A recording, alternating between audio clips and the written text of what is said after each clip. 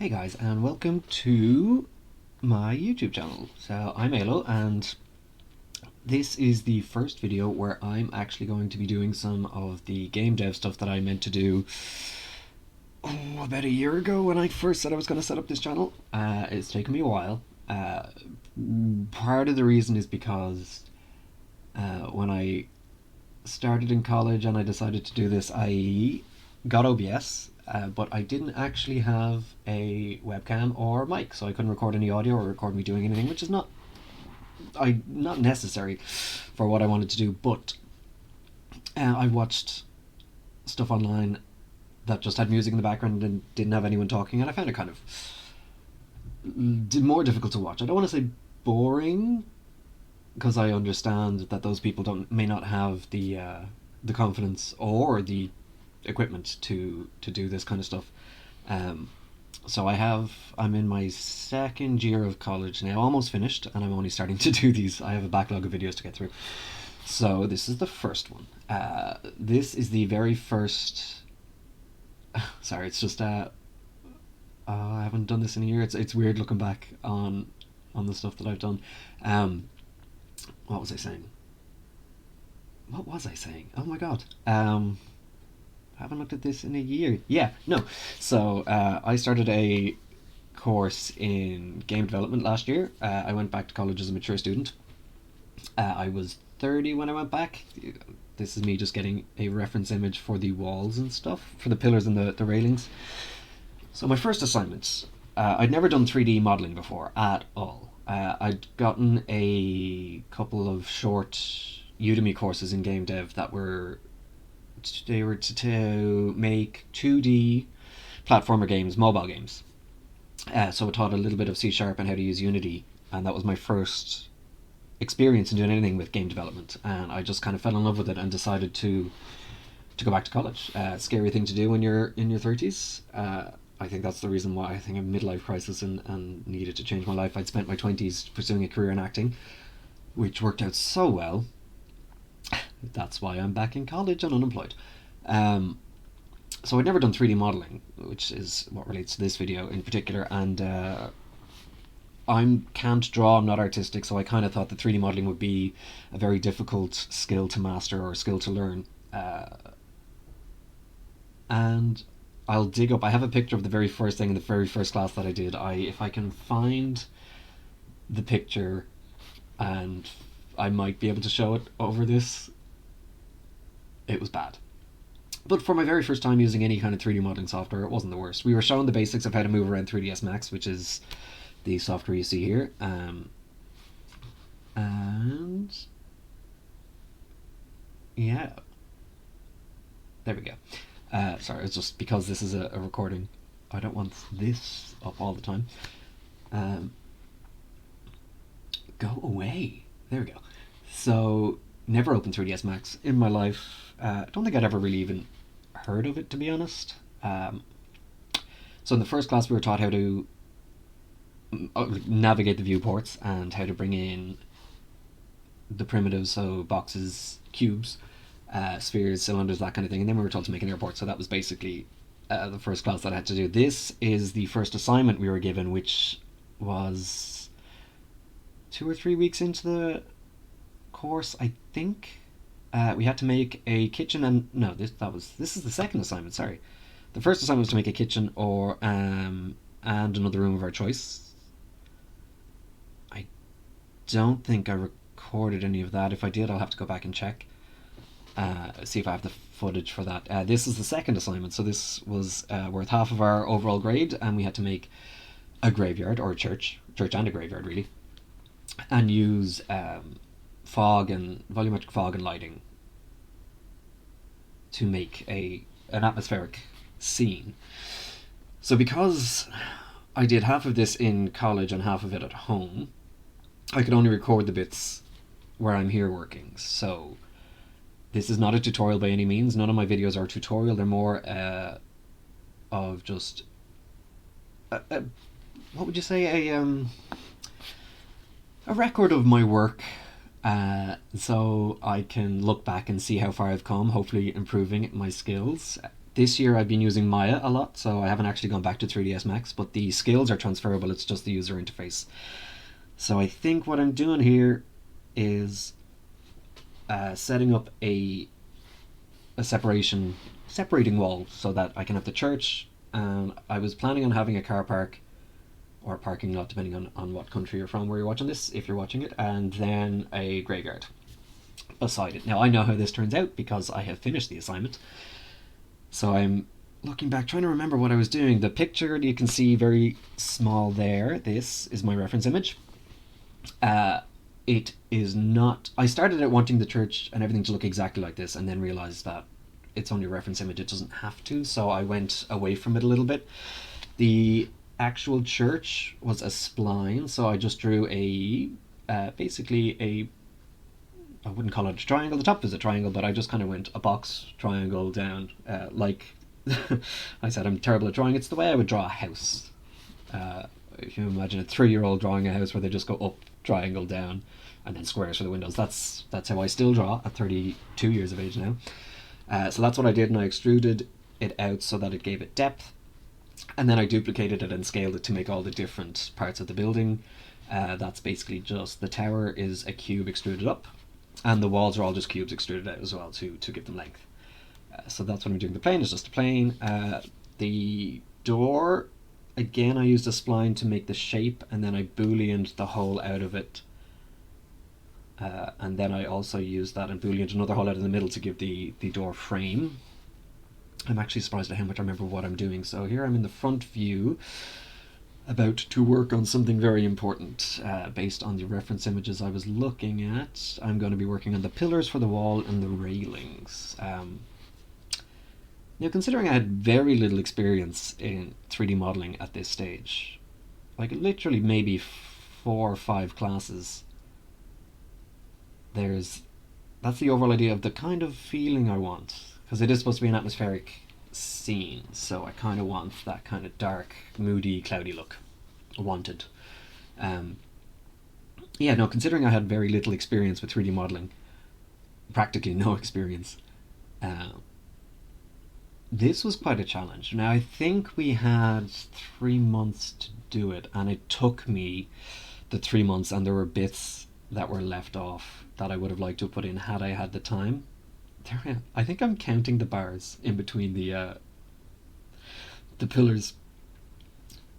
That's oddly specific of me. I'm not usually that much for attention to detail, especially for something that, like, if somebody had given me a picture and said do this, then yes, I would do that.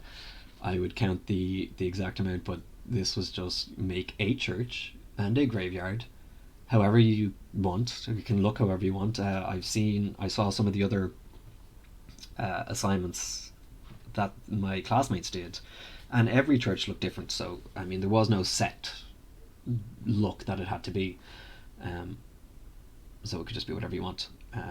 So the wireframe mode in 3ds Max, 3ds Max versus Maya, interestingly, just from coming at it from a second year point of view, I actually think that Maya is easier to use. I'm finding Maya easier to use. Now that could just be because, as I say, the skills of actually modeling are transferable. It's just getting used to the user interface and where everything is and how the different the words escape me. The different software. So whether it's Maya, 3ds Max, or Blender, they all do the same thing, but they just have their buttons and their different options in different places. So once you learn that, you can really 3D model in any software, and I assume that would be the same with the likes of Cinema 4D. I have gotten this year Houdini, which is a node-based 3D modeler, which I think is quite strange. It's not something that I've ever done, so I'm looking forward to getting into that. But I assume, again, that skills are, once you can model something, you can model anything really. It's all about practice, and that is why I'm so interested in going back over these videos, so that I can see what I've done last year based on what I'm doing this year, and then again next year what I will be doing next year, because I did the first year last year. What I did, this was it was a 1-year certificate course which I completed with distinction, so I'm quite proud of that, considering again this was something that I had no experience in. And something I never thought I could do, especially with programming and 3D modeling. I always thought that that was just, I wasn't artistic enough for 3D modeling, and I wasn't smart enough for programming because, you know, actor. I can learn lines, but don't ask me to do maths. So I'm just creating a box here, for the pillar, a very flat box which I'm going to move into place, and then I will extrude it out. Still learning how to navigate the viewport, but I'm getting there. As you can see, this is very early days. Looking at the finished product, I'm quite amazed with how it turned out. So you extrude, and then you move it into place. Yeah, move. There you go. No, don't move the wall. Move that. There you go.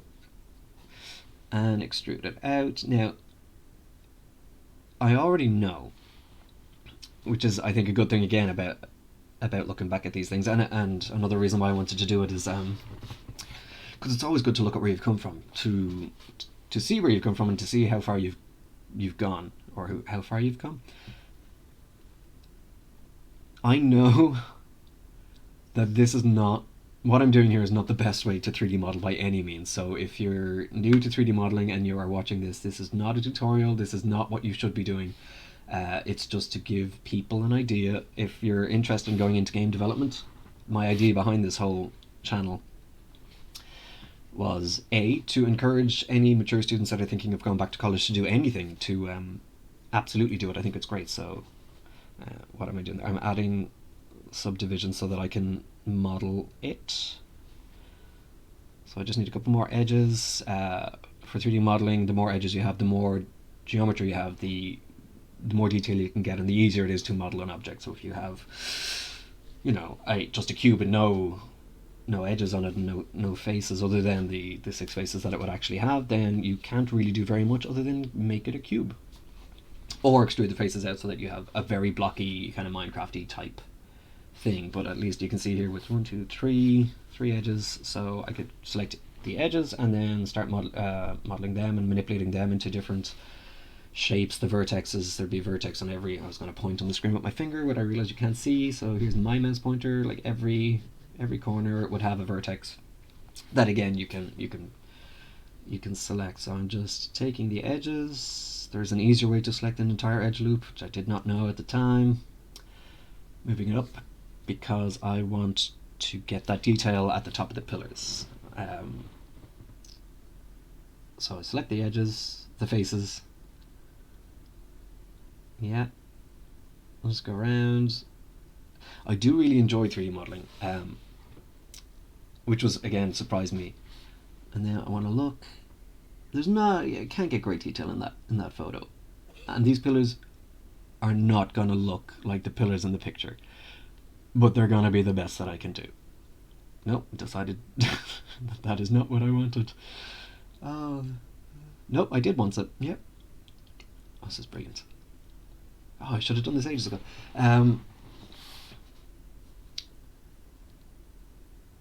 So I'm going to chamfer that edge so it creates more edge loops. It's a great way to, if you want to bevel a corner to make it, if you want to make it cute, like instead of having a 90-degree angle, you can bevel it and you get a little rounded edge, just to make things look a little nicer. You can also use it for, what I'm going to do is take the middle one, and I assume I'm going to scale it inwards to create a divot, I guess you'd call it, an inset into the pillar. Is that what I'm doing? If memory serves, that is what I do. See, there's an example of that's not what I was supposed to do, but that is an example of how you can take an edge and extrude it in. Yeah, just to give it a little bit of form, a little bit of shape. You can change the amount until you get something that you like. Oh, there's so many things I could be doing better.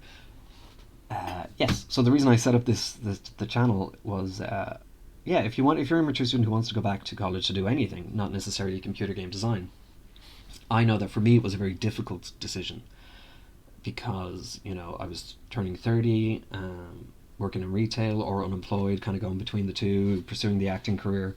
I wasn't anywhere near where I wanted to be in my life, and it wasn't going anywhere, so going back to college was a good idea, but I also suffered with depression and anxiety, so it was very scary to kind of be changing my entire life. And I'm glad that I did. I think it's an amazing thing to do, and it's never too late to go back and retrain yourself and to kind of get your life on the track where you want it to be. So if I can help encourage any other mature students go back to college who are struggling with the thought and the idea, and the anxiety and the fear of going back to college at a later stage in life. I know 30 is not that old, excuse me, but it was, I mean, it was still scary. I was going back to college. I knew I'd be there with people who were 18, 19, just out of school. I'd be in college for, I mean, if all goes according to plan, I'll have been in college for 5 years by the time I get my degree.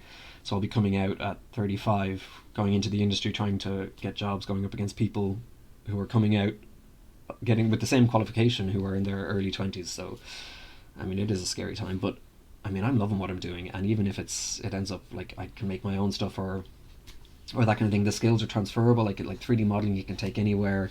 Programming, you can take anywhere. So here is me desperately trying to inset this, because I know what I want. I know the look that I want.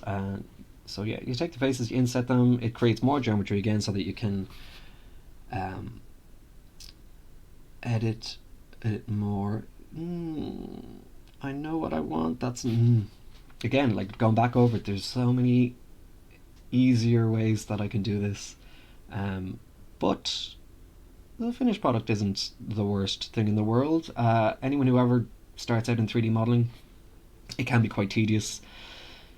It is a long process. Like I said, this whole thing took me about 2 to 3 months of solid work, while also working on other college assignments. It's not like this was the only thing that we had to do, but because 3D modeling was one of my favorite subjects, and still is, it's one of my favorite things to do, 3D modeling, and at the minute visual effects, particle effects, that kind of thing. We're not learning them this year, but I'm very much teaching myself, or trying to, with online tutorials and stuff. So I have some videos on that at some stage I will put up. Yeah, even if you don't think, if you're new to 3D modeling and you're making something and you think it looks like shit, and if you're new, it probably will look like shit. Once you put materials and textures on it, everything looks amazing. Materials and textures can hide a lot of beginner modeling mistakes, which I still make because I'm still a beginner, but texturing is just, it's brilliant. I actually can't wait for you to see the finished product. It is the first thing that I've ever done that I was actually proud of. So I'm making the top of, just, yeah, see, I didn't get them all the same size, which bugs me now. I didn't, what the hell? No, do not do that. That's wrong. God, you're an idiot. I think you've never used 3ds Max before. Come on, that's what you wanted to do. Nope. Don't just take the faces, you gotta extrude them up. Okay, well, while past me figures out how to actually get what I want, there you go. Yeah, so I'm modeling the top of the pillar to, yay, you found extrude. Just to give it that little bit of detail and make it a little bit more interesting than just a cube. Or rectangular cube, I suppose. And this is it, like, when you don't have a set design to adhere to, and you're trying to do it yourself and be creative, you can, like, really just mess around with all the different settings. Like, there I am, like, trying to bevel it to see, does it look good like that? Do I want it like with the triangular top? Is it better with a flat top? You can just go back around and there's so many options in 3D modeling, and really you're only limited by your imagination. So that's a quick render preview that we saw there of what it will look like when it's rendered, because the idea of this was we had to take screenshots, not of the actual, not in this screen, but we'd have to render it out and take pictures of the render. At some point, I definitely haven't done it yet in this video. The default renderer for 3ds Max at this stage I was using 2019. The default was I using 20? I thought I was using 2017.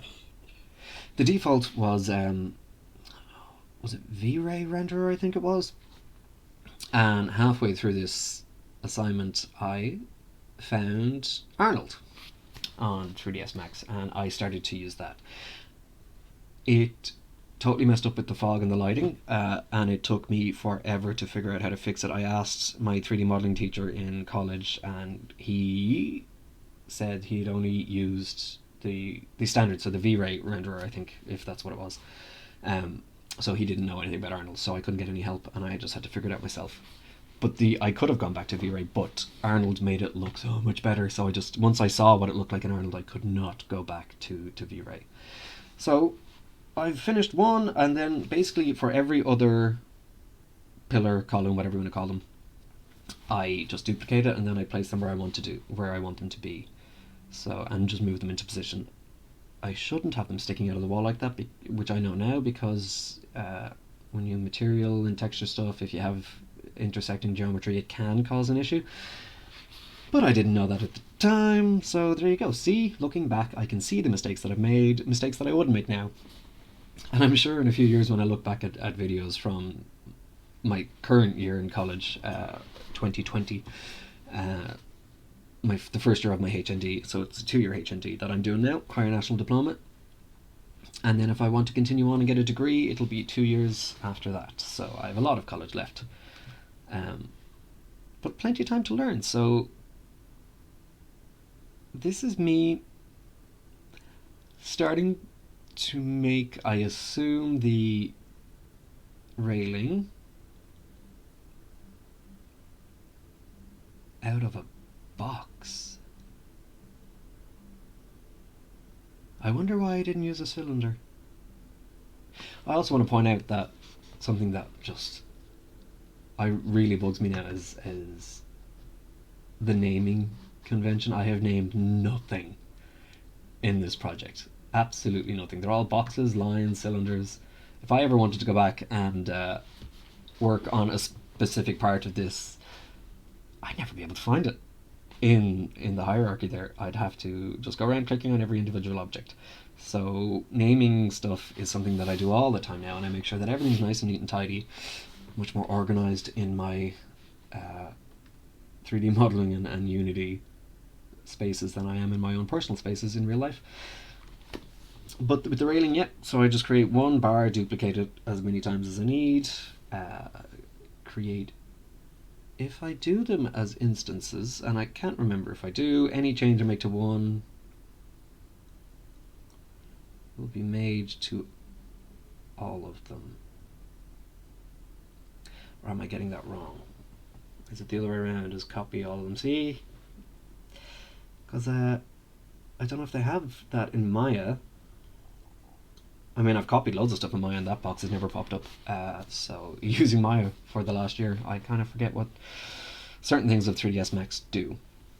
I'd actually be quite interested, if I go back to 3ds Max now, would I be able to use it as well as I can use Maya?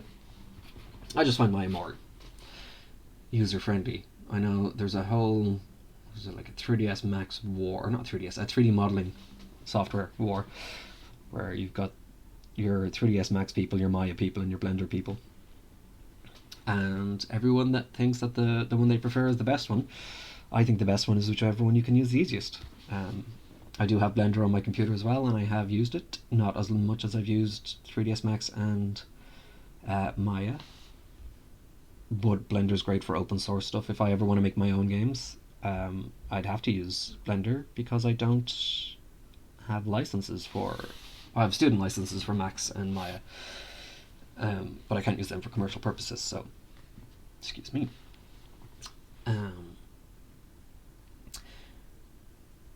Yeah. Duplicate my railings. Yeah. So I actually did count them out in the picture, and I think that's as many as I made in the model. I don't know why, because I don't think it ends up working out quite the way I wanted it to. Because I didn't measure the length of the wall, so how am I going to know that how many I need if I want them to be even? It's a beginner mistake, you know. We all make them. Oh yeah. The good thing is that hopefully if anybody ever ends up watching this video, and they're not experts in 3D modeling, this won't seem so bad. If any people who watch this are expert in 3D modeling, this is very cringy and very embarrassing, and I apologize. I know there's plenty of stuff that I'm doing wrong. Um, but I was a beginner, okay? We all have to start somewhere. Uh, I'm not a Mozart of 3D modeling, just kind of immediately being amazing at it. Um, yeah. The other reason I wanted to start this channel, well, one of the other reasons, so obviously there was the to encourage mature students to go back to college if that's what they want to do. Um, let them know there's plenty of support out there, and not to let mental illness or anything kind of get in your way. I know it's very difficult. I'm in counselling now and I'm on medication too, because it just got worse. This year in particular has been very tough for me, and I've missed a lot of college, but thankfully I can do a lot of my work from home based because of what the nature of the work is. You know, I have a computer at home, I've got a very good setup, and I go in when I can and when I need to hand up assignments or to go to a specific class that I know where I'll be learning a thing that I need to learn. But a lot of the time, when we're working on assignments, I can much easier work from home without the stress and the fear of anxiety attacks, and I can get a lot of work done and then just go and hand it in or send it in online. This whole COVID-19 thing just proves that I mean, all our stuff is being done from home now because the colleges are closed. So again, we're lucky that our course kind of lends itself really well to long distance learning or to online learning, because we can do Microsoft Teams and then we can just send files, you know, Dropbox, OneDrive, all these kind of, you know, upload stuff to the cloud, get the teachers to download it, test it, play it, give us feedback. So in that respect, we're very lucky. So yeah, the other reason I wanted to, I just go off on so many different tangents, and I'm really resisting the urge to go off on a tangent about how much I go off on tangents. A tangent about tangents. The other reason I wanted to do this, other than trying to encourage mature students, was to just give an idea if anybody is looking to go into not necessarily 3D modeling, but computer game design, and they've never tried it before. They don't really know what it's about. They like playing games. They think, it could be cool. How hard can it be to make a game? I'm not going to say that it's necessarily hard to make a game. I think it would be better to say that it is very time consuming, and there is a lot of work that goes into it and a lot of stuff to learn. And a lot of people don't realize that when they go to college. Like I saw that last year with people just out of school, nerds, massive nerds like me, which is great. And they love playing games. They're gamers, all of them. And they just kind of thought, oh yeah, you know, I love playing games, so it'd be cool to make the games and then play them and sell them and make loads of money. And you know, they didn't realize the amount of work that goes into it, and they are not back this year. Most of them, some of them are. I don't think they'll be back next year though. So, but yeah, because it was the same when I was in college for acting. It's that a lot of people that were there in the first year were like, oh, I'd love to be an actor. How hard can it be? It's just, you know, say some lines and walk around and do what you're told. And not realizing the amount of work that goes into being an actor. It's, you know, it's not just learn your lines. It's mentally and emotionally draining and physically draining, and you know, you've got to build a character from the ground. Good actors, I say, they don't act; they become the person that they're portraying, and that is not an easy thing to do. It was something that I love doing. I'm still a member of a local drama group. I think we've given a shout out on this channel before to the Clondalkin Drama Group. Look them up on YouTube. You can see me in action there, getting my fill of the acting world. But yeah, so if anybody is interested in 3D, not 3D modeling, I keep saying that, I'm watching 3D modeling. If anyone is interested in computer game design and is thinking of going to college, whether that's somebody who's just out of school or a mature student going back, this will show you the amount of work that's involved, and or at least give you an idea of the amount of work that's involved, and hopefully help you decide whether it is actually something that you want to do, because it's not as glamorous as you might think. Going, oh, I'm going to go and make the next GTA and it's going to be amazing, and you know, you're not. you're not going to do that, especially not in college. You may, when you're finished college, go and work for Rockstar if you're incredibly lucky and make, I don't know, leaves on the trees of the next GTA, and those leaves may not even make it into the final game. So you just never know. If you want to go indie, it's a certainly it's a fun. This is what we were told. One of our first days last year was that it's a very fun hobby, but it's difficult to make any money out of. Which, having coming from an acting background and going back to college to try and get myself a career that could make me money, that was quite funny to hear on my first day. It's like, oh, I'm wasting the next 5 years of my life again. But even if I don't get work in game design itself, I do know that the skills are transferable. Everybody, you can use 3D modeling for any kind of different, not any kind of different career, but there's a lot of them. And as I said, the same with coding. And I could take the particle effects and go into visual effects for TV shows and films to combine the two, or 3D modeling to do animations and stuff. Combine the two qualifications that I got, acting and game design, which would be cool. But I've still got time left. I'm still learning. So here you can see the fence is coming along, and this is what I mean. Like it takes time. I spent so much time.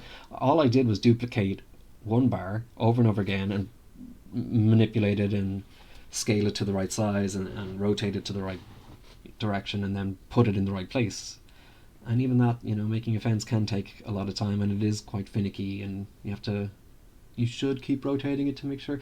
Although I'm only moving it on one axis, and here's the issue with not having measured out how long the fucking wall was when I was counting out how many bars there should be in it, is that just fix the wall. Yeah, there you go. And that is, again, something I'm still struggling with is scaling. Not scaling an object, but in the terms of scale.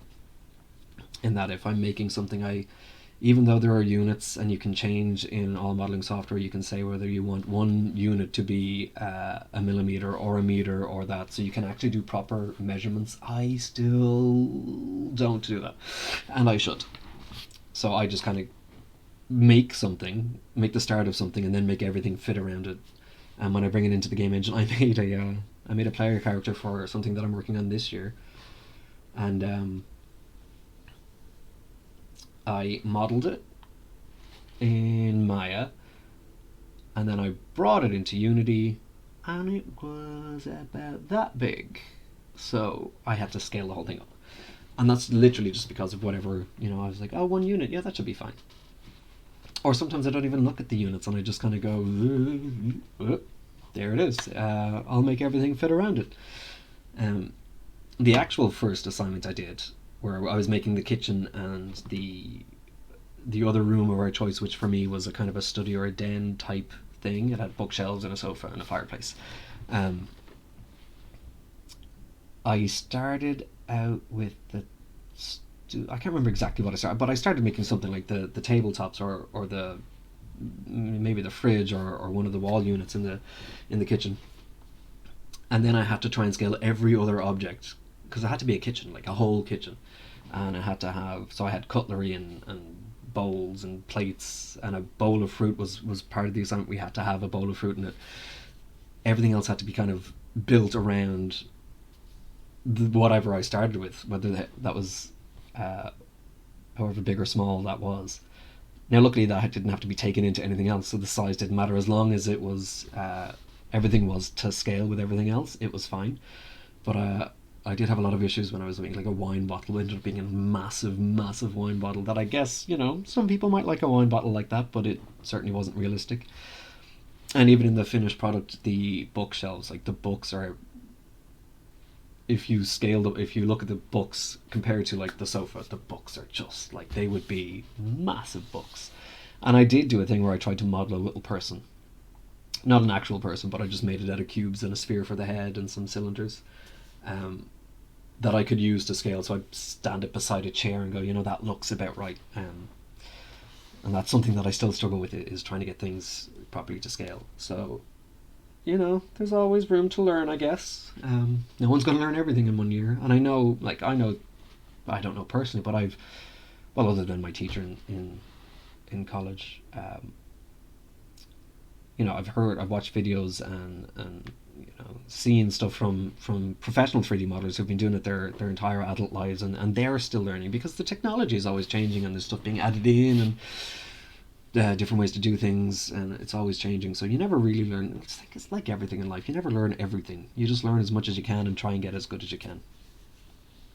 So I'm trying to make the top of the railing here, and again I'm, a couple of different edge loops there, so that I can modify the geometry in the way that I want, and that is not the right way I want.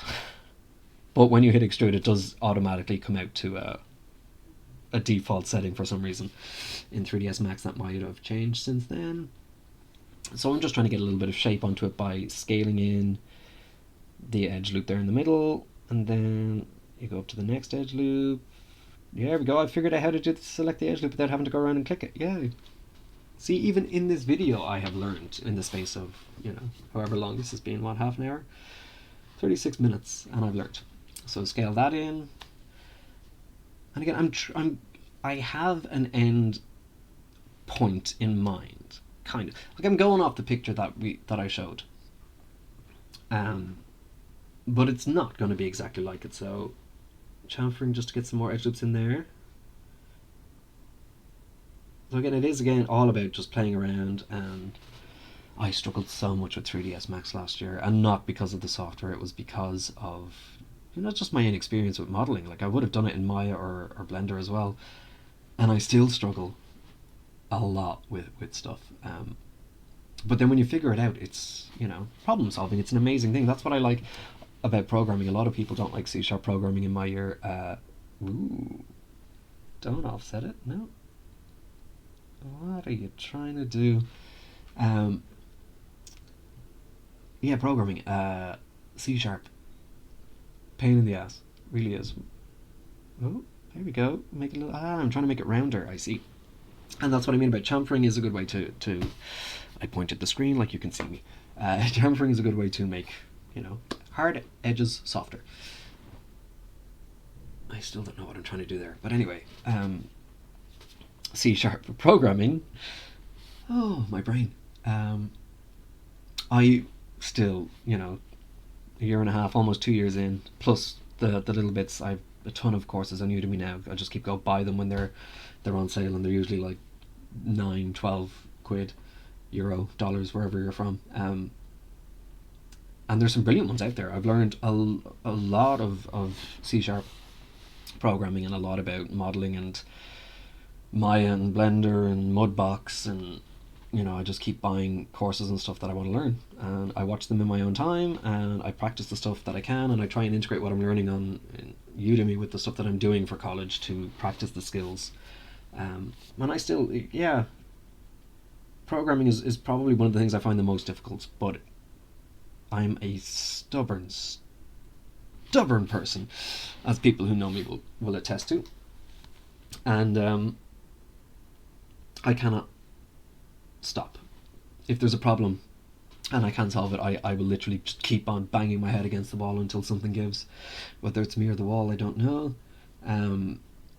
But when you do get something working and you've been working on it for hours, and even when it turns out to be just a simple thing that you didn't think of, which simple is a relative term when it comes to programming and all this kind of stuff, but you figure it out, and the feeling of just accomplishment is amazing. So I do like problem solving things like programming, and 3D modeling is very much a problem. You want to get a certain look, a certain shape, and you have to figure out how to do it with the tools at hand, and thankfully the tools are amazing and very versatile.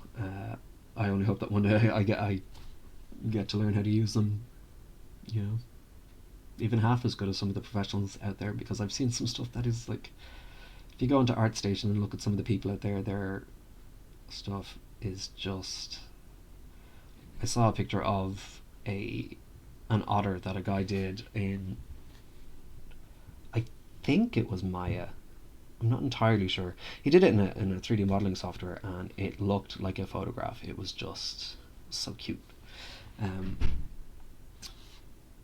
Now, if anyone is wondering why I'm not using my little quick edge loop selector for the top. It's if, see the I keep pointing at the screen like you can see me. If the top has a polygon, a face, it won't automatically select the edge loop, so you'd have to go around and manually do it. So if I had selected the, maybe it's not even if it does the, maybe it's, I mean, if it's, maybe it's just if it's the end edge loop on the top or the bottom of an object, it won't, for some reason, automatically select the edge loop. But I also want to select the vertical connectors as well, as you can see me doing here. Now, why I want to do that, I can't quite remember. It also looks like there's some stuff not selected, but that, yeah, so there's that, the face that I was saying at the top. So if I scale, yeah, I feel like I might have some duplicate vertices there. You know, scaling it ain't gonna work. Extrude. That, nope. Oh, I think I see what I'm trying to do. It's not working here. But this is what I mean, a problem. I've encountered a problem. I know what I want. The tools are there, and I know that the tools are there, and that they can, yeah, there's a duplicate vertices there that I am not aware of, I don't think. I mustn't be. But you can see them there, and there. So when I move it, I've had this problem in Maya as well, where I'll model something, so you can see that there's some there as well. And for some reason I end up with vertices on top of vertices that have duplicated themselves, like that one there. If I just selected that, everything would be fine, I think. Yeah, so I have that problem in Maya. I still don't know what causes it, but at least I know now to look for it, and then I can weld them together, so that fixes this problem. I am quite interested to see how I will fix this problem here. Oh, I'm just going to go individually do it. This, yeah. And this becomes, because sometimes in 3D modeling, this is what you have to do. You have to work vertex by vertex. And I have had to do this, especially if you're doing something like a character model where there's a lot of intricacies. You'd have to go around like the eyes and the mouth and the face. And you might be pulling individual one or two vertices at a time over the entire model. And you might be working with a high poly model that has, you know, hundreds and possibly even thousands of vertices. Maybe not thousands. I suppose maybe in AAA stuff. Although with those, they'd probably have some kind of proprietary scripts that make things easier. But yeah, no, this is the kind of monotonous, you know, pulling vertexes, trying to get them in line, make sure everything looks perfect. And for a perfectionist like me, this is quite possibly the worst thing to allow me to do. Because I have spent more time than I should have on one vertex, rotating around the object, grabbing the vertex, moving it, you know, millimeters maybe. And you'd be surprised how much, like, a small amount makes a difference. It is, you know, millimeters actually do, it will show up in, especially if you're doing a high definition render, you'll see, like, it just won't look right. But it looks like I'm getting there. I've had so many different trains of thought in this video that I actually can't remember what I was talking about. But hey, we're here to talk about 3D modeling, 3ds Max. So I just, again, you probably shouldn't just sit it on top of it. And again, cylinders would have made this so much, like, it would have made more sense to make a railing out of cylinders. I guess there's like square barred railings, right? Anyway. And so, yeah, this is what I'm doing for the top. Because I think in the picture it had like a diamondy type thing, which I wanted to make. But I didn't know how to make a diamond. So, you know, problem. Don't know how to make a diamond, but the tools are here, so what's the solution? So you can see it there, yeah. It's basically just two intersecting squares. And that is the easiest way to make it. So that is the way I made it. Again, it's not attached to the object, and it's intersecting the object, and when you know, it's intersecting itself, or the two of them are intersecting, which is not ideal, but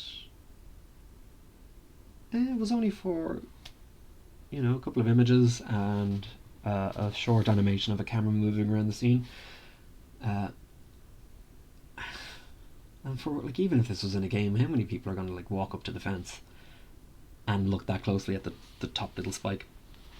I mean, you'll see in the finished product, excuse me, how small it ends up being in relation to the rest of the scene. But that's a little bit wonky. I think I'm making myself look bad here. I mean, I claim I'm a perfectionist, and I am. But if I don't put that into the middle, that's going to bug the hell out of me, and I'm going to be so annoyed at myself. But again, time constraints. You can't always be a perfectionist when you've got a deadline, which I am learning this year, because all my deadlines are creeping up on me now, and there's so much more that I want to do. I mean, I'm at the point where I can hand them all up and pass, which should be all I want, but they're not at the point that I am happy with them. And they may never be at that point, but there is a set goal I have for each project before I hand it up, and it's not the finished goal. I do intend to work on some of these projects even after college. This is stuff that I want to work on. They're my own games that I want to end up developing eventually. But I am very quickly running out of time. Which begs the question, why am I spending my time recording this instead of working on my assignments? Yeah, that is a very good question. Well, yeah, you called me out, YouTube. Great, thanks. Way to make me feel good about myself. No, I was working before I did this. I got one of my assignments mostly done. I just have to tweak some particle effects and then add some sound effects, and that is that kind of done and dusted then. So I'm doing this to relax. Yep, this is how I relax. I watch videos of me from last year trying to work, and basically just laugh at myself, and then show some people on the internet so that they can laugh at me too. Because during this time of isolation and, anxiety and worry over what's going to happen and all these scary times, it's important to laugh. And I like making people laugh, even if it is at my own expense. So I just made that into a cone. Oh, that does look better. Oh yeah. You know what? I'm actually impressed with myself on that. That was a good shout. Still intersecting, but, better than it was. And again, just nice little details. Something that, I didn't have to do, but it just makes it look a little bit nicer. Ooh, put it on the point. So finicky. Yeah, I can see that. You can see, like, black lines here. This is intersection geometry and places that but I mean, it renders fine. You can have issues with materials and textures there if you have that kind of, it's bad geometry, and I think it's because I collapsed it all down into a point at the top. So without, I'd have to go back and actually look at the file, which I still have, so I can reopen this and revisit it and actually mess around with the scene as much as I want, because I saved everything that I've done. And then basically what I'm going to do is just duplicate that out and put it on the top of each of the parts. Okay. The video, or the picture, had these kind of things on top, and I found it very difficult to get them and to get it to look right. And also they ended up being so small that from a distance you couldn't make them out, so I did change that in the future. But I think that's basically where we're at for this one. I don't know exactly where I'm at in the next one. I'll have to go and double check, because I may have worked on this in college in between. But I hope you enjoyed just a little insight into my process. and into my mind, and it helped you see, some of what goes into 3D modeling. And this is only one of the modules that I had last year, and only one of the things that I worked on. So, if you liked it, consider liking the video. Subscribe if you want to see more. Share it with your friends who you think might be interested, or who you want to torture with the sound of my droning on. Alright, so thanks very much, and I'll see you in the next video.